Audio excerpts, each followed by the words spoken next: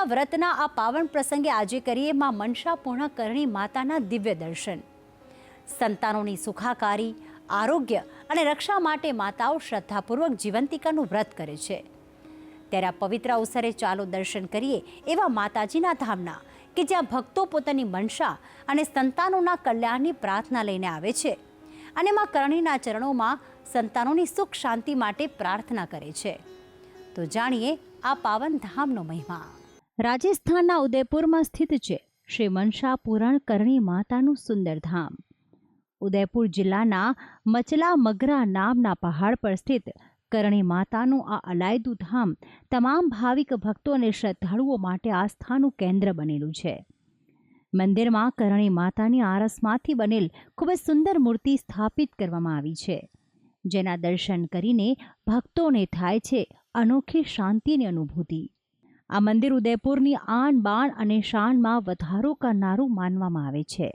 આ મંદિર સુધી કોઈ વાહન પર બેસીને નથી જઈ શકાતું અને તે જ કારણ છે કે આ મંદિરની આસપાસ પ્રદૂષણનું નામો નિશાન નથી, અર્થાત આ મંદિર પ્રદૂષણ મુક્ત છે અને દૂર દેશાવરથી આવતા પ્રવાસીઓને આકર્ષનારું પણ સાબિત થાય છે। મનસા દેવીમાં ખૂબ જ શ્રદ્ધા છે અને અહીંથી આવીએ એટલે મનોકામના બધી પૂરી થાય છે અને અહીંયા પોરબંદરથી અમે આવ્યા છીએ, દર્શન કરવા જઈ આવ્યા છીએ ઉપર અમે। અને અહીંના વ્હાઈટ ઉંદર જોયો છે એટલે તમારી બધી મનોકામના પૂરી કરે છે માતાજી તમારી આખી જમને। શ્રદ્ધાળુઓના મતે માતા કરણી એ સ્વયં માં જગદંબા અને માતા પાર્વતીનું સ્વરૂપ છે। માતા કરણીનું મુખ્ય સ્થાનક રાજસ્થાનના બિકાનેરમાં આવેલું છે, જ્યાં લગભગ 700 વર્ષ પૂર્વે એક ગુફામાં માં કરણીએ પોતાના ઈષ્ટદેવની અઘોર તપસ્યા કરી હતી અને તેમના જ્યોતિર્મય થવા પર તેમના કહેવાથી જ તેમની મૂર્તિ બિકાનેરના મંદિરમાં મૂકવામાં આવી હતી અને લાખો શ્રદ્ધાળુઓ માટે આ ધામ પોતાની તમામ મનોકામના પૂર્ણ કરનારું માનવામાં આવે છે। અને આ જ મંદિરેથી દિવ્ય જ્યોત તત્કાલીન રાજા કરણસિંહજીએ 16મી સદીમાં આ સ્થાને લાવીને આ સુંદર મંદિરનું નિર્માણ કરાવ્યું હતું।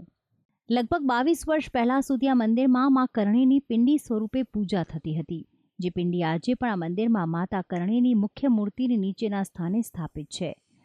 પરંતુ ભક્તોને માતા દર્શનમાં પડતી અગવડતાને ધ્યાનમાં રાખીને માતા કરણીની આ સુંદર મૂર્તિ અહીં સ્થાપિત કરવામાં આવી હતી। ये 1620 में महाराजा करण सिंह जी ने इस मंदिर का निर्माण करवाया था जी।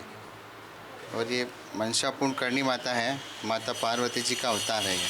माँ के चरणों में बहुत श्रद्धा है। हम बहुत दूर से आए हैं बीकानेर से। मैं पहली बार अपने पति के साथ यहाँ घूमने आई हूँ और इससे पहले भी जहाँ देशनोक है बीकानेर के पास है, वहाँ पे भी हम कई बार जा चुके हैं। काफ़ी माना हुआ मंदिर है, यहाँ पे हर मनोकामना पूर्ण होती है। ઉદયપુર શહેરની મધ્યમાં આવેલ અને પહાડી પર સ્થિત આ મંદિર સુધી પહોંચવાના 2 રસ્તા છે। ભક્તો અહીં આ પગથિયાવાળા રસ્તા પર ચડીને પણ માતાના દર્શને જઈ શકે છે અને અહીં દેવસ્થાન દ્વારા આ સ્થાને રોપવેની વ્યવસ્થા પણ કરવામાં આવી છે, જેમાં બેસીને પણ માતા કરણીના દર્શને ભક્તો જાય છે। મંદિર પરિસરમાં આવીને લગભગ આખા ઉદયપુરનો નજારો અહીંથી જ માણી શકાય છે। પર્વતોની ગિરિમાળાઓની વચ્ચે સ્થિત આ મંદિરની પાસે જ દૂધ તલાઈ સરોવર પણ આવેલું છે। અહીં આવનાર ભક્તો માટે એ પણ એક આકર્ષણનું કેન્દ્ર છે। માતાના દર્શને આવતા ભક્તો પોતાની તમામ મનોકામના અહીં માતા કરણીને કહે છે અને માતા કરણી તે તમામ ભક્તોની મનસા પૂર્ણ કરે છે।